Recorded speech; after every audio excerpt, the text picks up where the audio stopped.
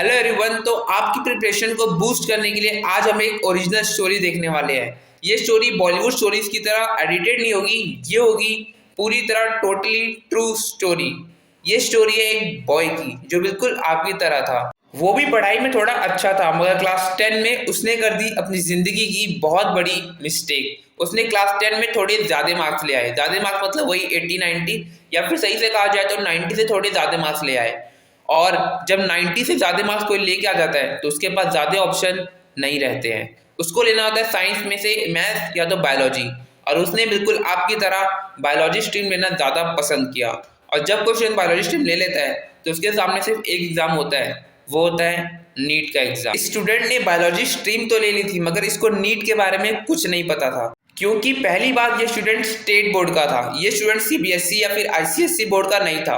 हाँ, भले ये कॉन्वेंट स्कूल में था, मगर ये स्टूडेंट स्टेट बोर्ड का था। और दूसरी बात, इसके कोई भी रिलेटिव बायो स्ट्रीम से रिलेटेड या फिर मेडिकल प्रोफेशन से रिलेटेड नहीं थे, तो इसको नीट के लिए काफ़ी प्रॉब्लम फेस करनी पड़ रही थी। और फिर धीरे धीरे फिजिक्स, केमिस्ट्री और बायोलॉजी ने अपना चमत्कार दिखाना शुरू कर दिया था। फिजिक्स की तरफ से 1 डायमेंशन, 2 डायमेंशन, प्रोजेक्टाइल मोशन और न्यूटन्स लॉ ऑफ मोशन इसके ऊपर वार कर रहे थे, और केमिस्ट्री के इनऑर्गेनिक केमिस्ट्री ने इसको घेर लिया था। और बायोलॉजी तब तक तो बढ़िया चल रही थी, मगर जैसे ही एनिमल किंगडम आया इसके सर पे भार आ चुका था। लेकिन ये अपने आप को टॉपर समझ रहा था। इसने एक लोकल कोचिंग ज्वाइन करी हुई थी। वो इंस्टीट्यूट एलन आकाश जैसी बड़ी इंस्टीट्यूट तो नहीं थी, मगर ठीक इंस्टीट्यूट थी। और ये स्टूडेंट अपने आप को वहाँ का टॉपर समझता था। इसके 720 में से 200, 150, 250 कभी कभी मार्क्स में स्कोर आ जाते थे, और इसको लेकर ये बहुत खुशी मनाता था। और कभी अगर 300 मार्क्स आ गए 720 में से, तो ये तो पार्टी करने लगता था। ये वहाँ का टॉपर बन चुका था। और धीरे धीरे बढ़ते बढ़ते इसका क्लास 11 खत्म होने को आया, और ये अपने आप को टॉपर समझ रहा था। इसको तो ऐसा लग रहा था जैसे नीट के एग्जाम में AIR 1 लाने वाला है। और यहाँ पर आया स्टोरी में सबसे बड़ा बदलाव। यहाँ पर आया कोरोना का टाइम। कोरोना का टाइम आते ही सारी ऑफलाइन चीज़ें ऑनलाइन में शिफ्ट होने लगी। तब इसने भी ऑनलाइन में कुछ ना कुछ शिफ्ट करने की कोशिश करी। थोड़ी प्रॉब्लम हुई स्टार्टिंग में, मगर धीरे धीरे करके ये शिफ्ट हो गया। और फिर जब इसने ऑनलाइन में अपना पहला मॉक टेस्ट दिया, तब इसको रियलाइज हुआ कि इसकी पोजीशन क्या है। और जैसे ही इसको इसकी पोजीशन का रियलाइज हुआ, इसके दिमाग में बातें चलने लगी। ये क्लास 12 का पढ़े या फिर क्लास 11 का जो बैकलॉग बनता जा रहा है उसको सॉल्व करे, उसको रिवाइज करे। और हाँ, एक बात जो मैं आपको इस बॉय के बारे में बताना भूल गया, इस बॉय के पास एक भी एनसीईआरटी बुक्स नहीं थी। एक भी एनसीईआरटी बुक्स नहीं। ये स्टेट बोर्ड का स्टूडेंट था, तो इसने एनसीईआरटी बुक्स लेना प्रेफर नहीं किया। इसके पास एक भी एनसीईआरटी बुक्स नहीं थी, समझ लो ना। इसके पास बायोलॉजी की भी एनसीईआरटी बुक्स नहीं थी। ये बहुत ही डेंजरस है, do not try this at home. मगर क्योंकि सब कुछ ऑनलाइन शिफ्ट हो गया था, तो उसको स्कूल जाने की भी जरूरत नहीं पड़ रही थी। तो ये दिन के टाइम पे कभी कभी 11 का और कभी कभी 12 का मैनेज करके चल रहा था। इसकी हालत बहुत खराब हो चुकी थी। ये 12th भी पढ़ रहा था और 11th भी पढ़ रहा था, उनके क्वेश्चन भी सॉल्व कर रहा था, और सारे टॉपिक्स इसके माइंड में इधर उधर फैल रहे थे। पर धीरे धीरे आगे बढ़ते बढ़ते इसमें इंप्रूवमेंट देखने को मिल रही थी। 300 से 350 और 350 से फिर 400 के मार्क्स में स्कोर आने लगे थे। इसके पास एनसीईआरटी बुक्स नहीं थी, मगर इसके पास एनसीईआरटी के पीडीएफ थे जो उसने डाउनलोड करके रखे हुए थे। अपने पीसी में ये पढ़ाई करता था, और उन पीडीएफ से पढ़ाई करने के बाद वो अपनी नोट्स बनाता था। ये नोट्स स्टार्टिंग में हार्ड वर्क जरूर है, बहुत ज़्यादा हार्ड वर्क जरूर है, मगर रिवीजन के टाइम पे और एग्जाम के टाइम पे ये काफ़ी ज़्यादा स्मार्ट वर्क की तरफ आपको लेके जाता है। अब कहानी पूरी तरह पलट चुकी थी। अब एग्जाम के सिर्फ 2 महीने, अराउंड 2 महीने बचे हुए थे, और इस स्टूडेंट के मॉक में स्कोर 500 से 530 के बीच में रह जा रहे थे। इसके बाद इस स्टूडेंट ने अपनी पूरी जान लगानी शुरू कर दी, लेकिन इसके मार्क्स 530 से ज़्यादा आ ही नहीं रहे थे। ये बार बार मॉक देता था, उसके मार्क्स उसी नंबर के आसपास आते थे। तब इसको समझ आया कि ये क्या मिस्टेक ये कर रहा है। ये मिस्टेक ये करता था कि ये मॉक्स देता था, मगर उसको एनालाइज नहीं करता था। आपने मॉक्स दे दिए, उसके बाद आपको एनालाइज करना रहता है कि आपने क्या मिस्टेक करी है, वो कौन से टॉपिक का है, और आपको जाकर उस टॉपिक को एक बार रीड करना रहता है, ताकि अगली बार जब आप मॉक दो उस क्वेश्चन से रिलेटेड, तब आप उसको वापस से रिपीट ना करो। अब इस स्टूडेंट ने स्मार्टली खेलना शुरू कर दिया था। इसने अपने सारे वीक एरियाज को धीरे धीरे करके एलिमिनेट करना शुरू कर दिया। इस स्टूडेंट के पास एनसीईआरटी बुक्स नहीं थी, मगर जो नोट्स इसने बनाए थे उसको रिवाइज करके काफ़ी अच्छा आउटकम बाहर आ रहा था। और अब इस स्टूडेंट को मिले मॉक टेस्ट। मॉक टेस्ट इसने लिए नहीं थे, इसको मॉक टेस्ट मिले टेलीग्राम से, और इसने मॉक टेस्ट में भी काफ़ी स्मार्टनेस दिखाई।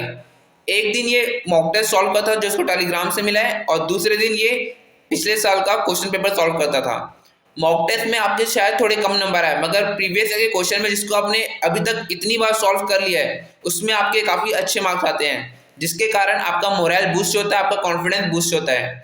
तो अगर आपने मॉक टेस्ट में 550 580 स्कोर किया है तो आप अपने जो क्वेश्चन पेपर प्रीवियस ईयर वाला है उसमें आप 600 प्लस 650 प्लस स्कोर आराम से कर लेते हो। तो अगले वाले पेपर में उसका इफेक्ट देखने को मिलता है। अगले मॉक में ये फिर 600 तक स्कोर करने लगा और प्रीवियस ईयर क्वेश्चन में 650 670 तक ये स्कोर कर लेता था। धीरे धीरे ऐसे ही बढ़ता चला गया। ये 2 to 5 मॉक्स देता था और सुबह के टाइम और रात के टाइम पे रिवीजन करता था और मॉक के एनालिसिस करता था। जो भी ये चीज़ें गलत करता था उन्हें नोट करते जाता था और अपनी गलतियों को धीरे धीरे एलिमिनेट करता जाता था। अब आने वाला था एग्जाम का दिन। एग्जाम के दिन से पहले तक इसका मोरल पूरी तरह बूस्ट हो चुका था। मॉक्स में ये 600 650 तक स्कोर कर रहा था और प्रीवियस ईयर क्वेश्चन में अब ये 650 680 तक आराम से स्कोर कर ले रहा था। इसका मोरल पूरी तरह बूस्ट था। ये बहुत इंपॉर्टेंट चीज़ है एग्जाम में जाने से पहले। आपको भले ही कुछ चीज़ें ना आती हो मगर आपका कॉन्फिडेंस अच्छा हाई रहना चाहिए। इसके लिए आप एकदम ईजी से मॉक टेस्ट को भी सॉल्व कर सकते हो, जिससे आपका कॉन्फिडेंस काफ़ी हाई रहे एग्जाम टाइम से पहले।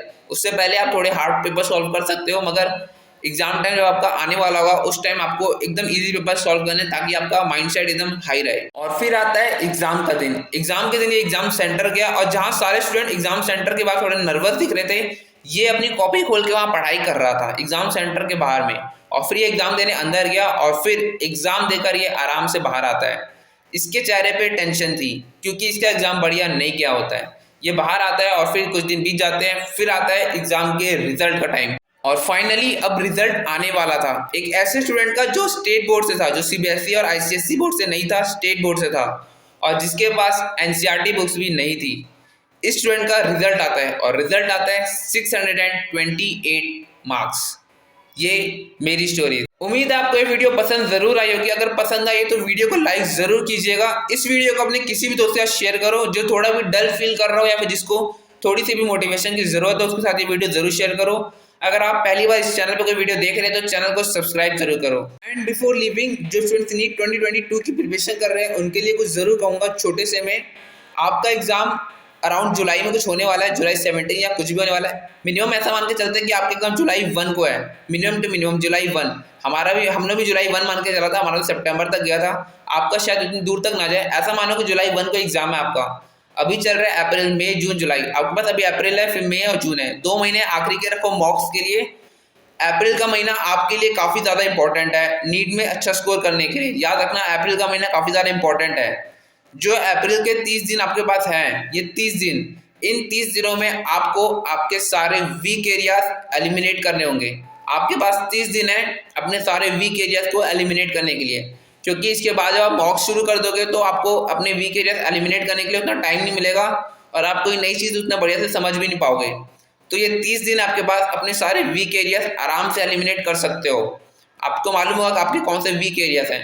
अगर आपको मालूम नहीं कि आपके कौन से वीक एरियाज है तो मॉक्स दो, उससे वीक एरियाज का पता चलता है। और इस वीडियो को ज़्यादा बड़ा नहीं खींचते हैं। कीप हसलिंग, अच्छे से प्रिपरेशन करते रहो। All the very best. आपकी प्रिपरेशन को बूस्ट करने के लिए कंटेंट आते रहेंगे। किस तरह आप स्मार्ट वर्क करके अपने मार्क्स इंक्रीज कर सकते हो, इन सभी पे कंटेंट आता रहेगा। अगर आपको कोई चीज़ जाननी हो तो नीचे कमेंट में ज़रूर डालना। इस वीडियो को अभी के लिए यहीं पर रोकते हैं और अगर अभी तक चैनल सब्सक्राइब नहीं किया तो या तो सब्सक्राइब करो या तो क्राइब करो, मगर वो बटन दबा दो। आपके साथ मिलता हूँ जल्दी। Thank you for watching.